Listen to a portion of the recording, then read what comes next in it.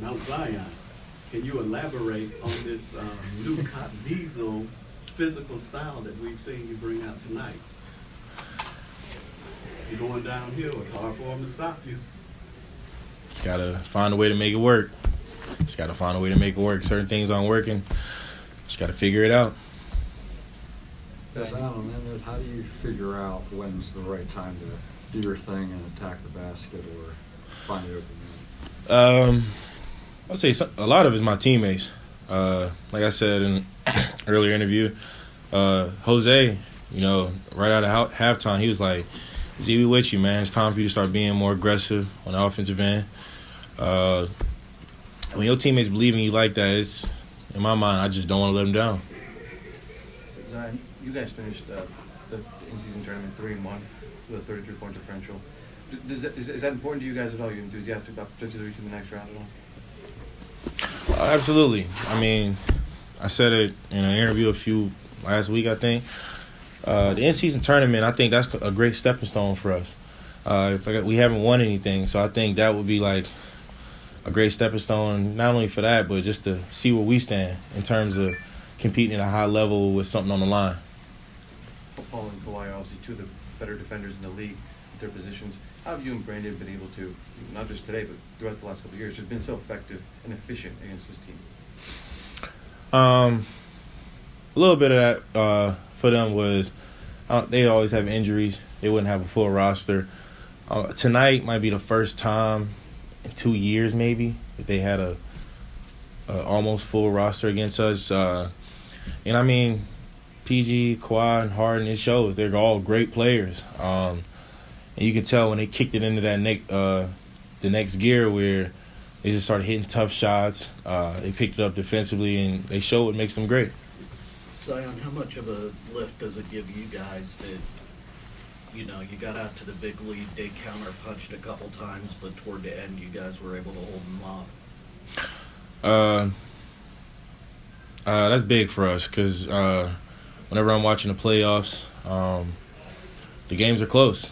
Some teams jump out to a big lead, but when it comes to the fourth quarter, the game's always within 5 points. So I think that was a great test for us, especially to close the game the way we did, and hopefully we can continue to build off that.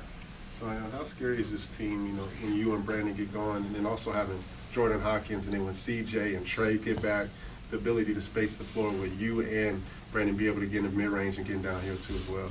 I always say it. We got a lot of potential and a lot of room for growth. At this point, it's on us just to continue to build chemistry, and the only way we're going to do that is being on the court together. Zion, Brandon talked about you having gravity on the floor. How much responsibility do you place on yourself to bring your teammates into the game when it's not quite going for you shots-wise? It's just having trust in your teammates. When I get downhill, a lot of times there's 3 to 4 defenders down there, so somebody got to be open. 2 or 3 people got to be open, and I trust my teammates to knock the shot down or to make the right decision.